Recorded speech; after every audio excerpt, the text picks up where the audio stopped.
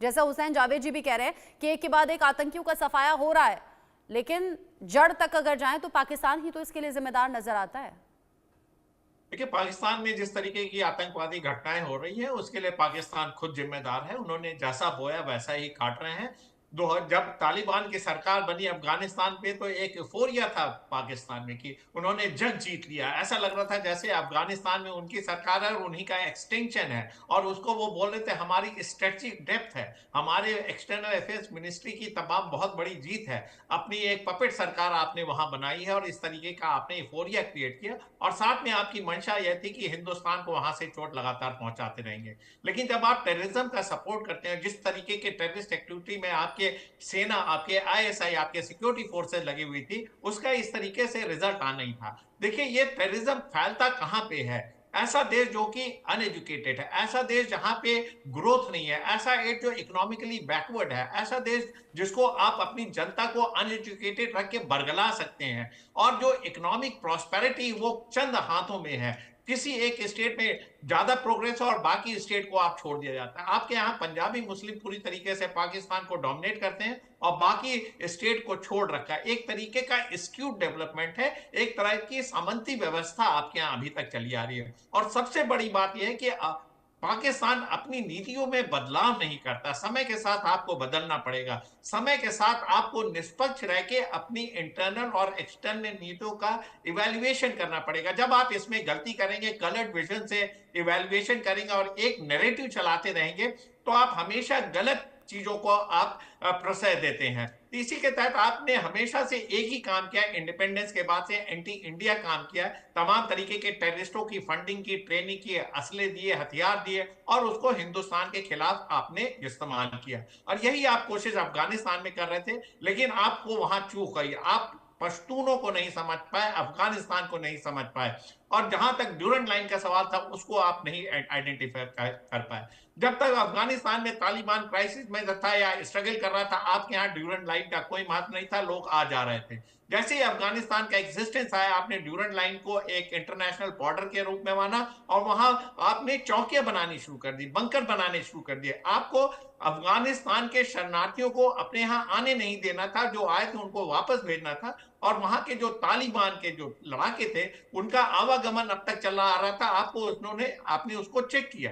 इसी के तहत पाकिस्तान में देखिए तमाम तरीके की एक्टिविटी शुरू हुई है। आपने एंटेगनाइज किया तालिबान को, और इसी वजह से तहरीके तालिबान और पाकिस्तान जो शुरू शुरू में आपके ही फंड, आपकी सेना की मदद करता था, आपके बरखिलाफ जाने लगा और आपकी सेनाओं को चोट पहुंचाने लगा। देखिए, आपने एक अपना बहुत महत्वपूर्ण एलाई खो दिया है, आपको इसको मानना पड़ेगा। और आप ये नहीं कह सकते कि जो टीटीपी में हो रहा है उसी की वजह बलूचिस्तान है, उसी की वजह सिंध है, उसी की तरह वजह खैबर पख्तूनख्वा है, या पीओजेके में आप जिस तरीके के वहां रिसेंट में चल रहे हैं। आपके देखिए चार के चारों स्टेट डिफरेंट डायरेक्शन में जा रहे हैं, और साथ में देखिए ईरान से भी आपकी तलखियां बढ़ी हैं। तो कहीं ना कहीं आप पूरी तरीके से फेल हुए। जो टेररिज्म बढ़ा है वो वीक लीडरशिप का उदाहरण है, वीक लीडरशिप को इंडिकेट करता है। आपके यहाँ जो आम आवाम है वो सड़कों पे है, वो क्यों टेररिस्टों को पनाह देते हैं? क्योंकि वो कभी कभी उनके हक की बात करते हैं। जब उनको जस्टिस नहीं मिलता, जब उनके रिसोर्सेज नहीं है,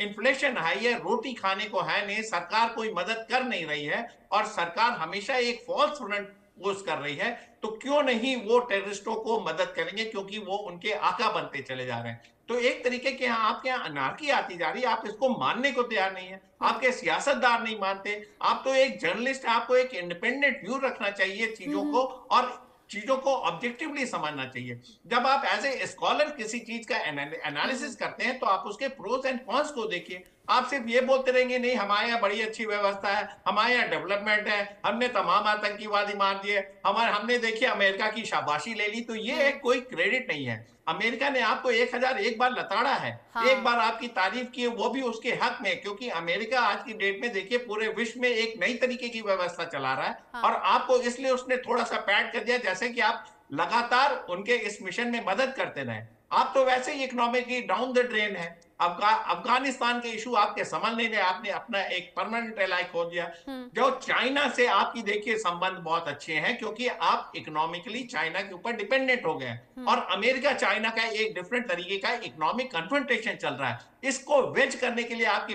पीठ थपथपा दी, जैसे कि चाइना आपको डांट लगाए, लेकिन आपकी ये पॉलिटिक्स समझ में नहीं आ रही है। अब जैसे अमेरिका की बात ही आपने की, अमेरिका जानकारी ऐसी है कि अफगानिस्तान और पाकिस्तान को लेकर स्पेशली कुछ कड़े प्रतिबंध लगा सकता है, यहां तक कि यात्रा को लेकर भी बैन हो सकता है, और अगले 10 दिन में कुछ ये बड़े फैसले लिए जा सकते हैं। हुसैन जावेद जी, किसी भी देश के लिए अच्छे संकेत नहीं है अगर अमेरिका जैसा शक्तिशाली देश बंदिशें लगाता है, तो बतौर पत्रकार इसे कैसे देखते हैं आप?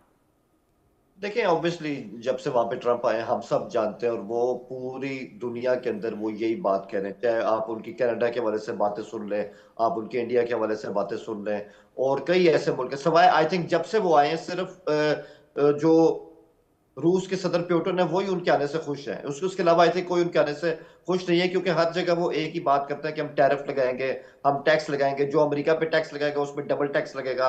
अब यहाँ की जो नेशनलिटी है वो उतनी आसानी से नहीं मिलने वाली।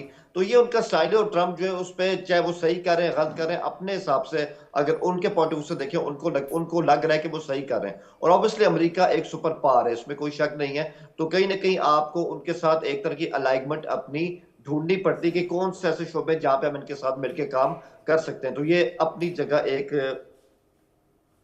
हकीकत है। लेकिन मैंने ब्रिगेडियर साहब को सुना, तो उन्होंने बहुत ही एक, वो कहते हैं ना कि जो पूरा टॉपिक था उसको पूरे कैनवस पे उन्होंने फैला दिया। और मुझे बड़ा मतलब बहुत हैरानगी हुई जब उन्होंने एक ही सांस में कहा कि हमारे यहाँ जहालत है, हमारे यहाँ पसमानदगी है, हमारे लोग जो वो एजुकेटेड नहीं है, शायद ये पाकिस्तान के बारे में इतना जानते नहीं है। मुझे तो कम से कम ऐसे लगा। मैं तो हमेशा कहता हूँ, अभी भी आपके इंडियंस जो थे वो हमारी चैंपियन ट्रॉफी में आए थे, देख रहे कि वो कितने खुश गए, आप खुद जाके उनके इंटरव्यू कर सकते हैं। तो आई थिंक इनको भी एक दफा पाकिस्तान का विजिट करना चाहिए। दूसरी बात है कि आप ये समझे कि ये बात सही है कि आतंकी घटनाएं नहीं हुई चैंपियंस ट्रॉफी के दौरान ही, आप कह देंगे कि वो तो काफी दूर हुई, वो वहां नहीं हुई जहां पर मुकाबले हो रहे थे, क्या इसमें फजीयत नहीं होती? कुछ भी नहीं हुआ आपके सामने। क्या आपको लगा कि कोई मैच भी हमारा रुक गया हो किसी टीम पे, जो आपके ही मीडिया में कहा गया? आतंकी हमले नहीं हुए क्या, मैं ये पूछ रही हूँ। अगर बात कंप्लीट करने दीजिएगा कि अक्सर मैंने आपके मीडिया पे सुना था ये कि न्यूजीलैंड और श्रीलंका का मैच हो रहा था जिसमें एक जारी होगी, उस पर अटैक हो जाएगा, उनको अगवा किया जा सकता है, किडनैप हो सकते हैं। ऐसा कुछ भी नहीं हुआ आपके सामने, और ये सबूत है कि पाकिस्तान खेलों के हिसाब से एक महफूज कंट्री है। दूसरी बात मैं ये कहूंगा, ये बात सही है, तालिबान से हमें उम्मीदें थी कि जब अफगानिस्तान में वो आए थे उनकी हुकूमत बनी थी, लेकिन सवाल ये कि उन्होंने टीटीपी को सेफ हेवन्स फराम किए हैं। और यही देख लें कि आज तालिबान हुकूमत खुद कहां खड़ी है। उनके ऊपर तो ट्रंप कह रहे हैं कि हमें बगराम एयरबेस चाहिए, हमें वो असला चाहिए जो आपने हमसे, जो हम यहाँ पे छोड़ गए थे। तो वो तो खुद इस बात पे बहुत ज्यादा परेशान है। और तालिबान के अंदर भी थोड़ा अफगानिस्तान को समझने की जरूरत भी होती है।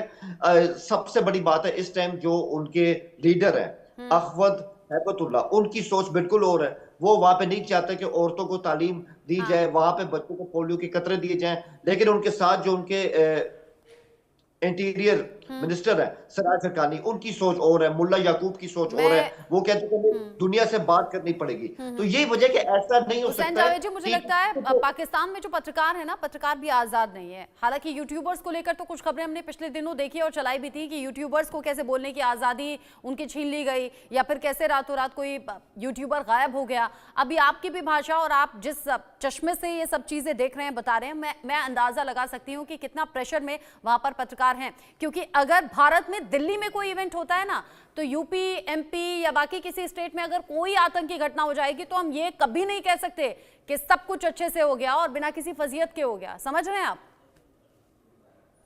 देखिए मैम, आपके सामने आई थिंक मैंने बड़ी ईमानदारी से इस बात को तस्लीम किया। मैं भी बहुत ईमानदारी से कह रही हूँ, और मैं ये ईमानदारी से ही कह रही हूँ कि शायद वहां पर पत्रकारों पर बहुत प्रेशर है। देखिए, सीधी सी बात है कि हमारे यहाँ कुछ लॉज बने और उस लॉज के हवाले से ये कहा जाता है कि आप अपनी राय का इजहार कर सकते हैं, लेकिन एंटी स्टेट कोई बात जो है उसको टॉलरेट नहीं किया जाए। तो मैं समझती हूँ उसमें कोई बुराई नहीं। ये रहा पॉइंट, ये इंपॉर्टेंट पॉइंट आपने कहा है। ब्रिगेडियर श्रद्धेंदु जी, आप इस पर कोई कमेंट करना चाहेंगे? हाँ जी, बिल्कुल। मैं तो ये चीज को मानता हूँ कि जो पाकिस्तान की आवाम में उनके हक पूरे उनको मिले नहीं है। उनका जर्नलिस्ट जो आप आपके चैनल पे बैठ के बोल रहे हैं, उनको भी एक तरीके का डिक्टेट मिला हुआ कि आप हाँ। एंटी पाकिस्तान बात नहीं करें, लेकिन आप अपनी पॉलिसीज को रिव्यू कर सकते हैं, उसमें कोई बुराई नहीं है। आपने टेररिज्म का अब तक साथ दिया, उसको आप रिव्यू करके ये सारी गतिविधियों को आप सीज कर सकते हैं। लेकिन सबसे बड़ी प्रॉब्लम पाकिस्तान की यह है कि पाकिस्तान की आर्मी और आईएसआई जैसा चाहती वो अपने सियासतदारों से डिक्टेशन ले लेती है, उनको वो फोर्स करती कि आप इस तरीके के बयान दीजिए। तो जब आपके फ्रीडम ऑफ एक्सप्रेशन नहीं है, ह्यूमन राइट्स वायलेशन है, इकोनॉमिक डिस्पैरिटी है, हाँ। और जो मैंने एजुकेशन की बात की थी, तो मैं उनको बताना चाहता हूं कि जब भी टेररिज्म किसी भी कंट्री में इस तरीके का होता है, आपके चारों स्टेट उससे अफेक्टेड है, तो कहीं ना कहीं आवाम को आपने वो सुविधाएं मुहैया नहीं कराई हैं। इसी वजह से आपके देश में टेररिज्म इस बड़े तादाद में फैला और इतनी जल्दी फैला। पिछले 5 सालों के अंदर आपका देश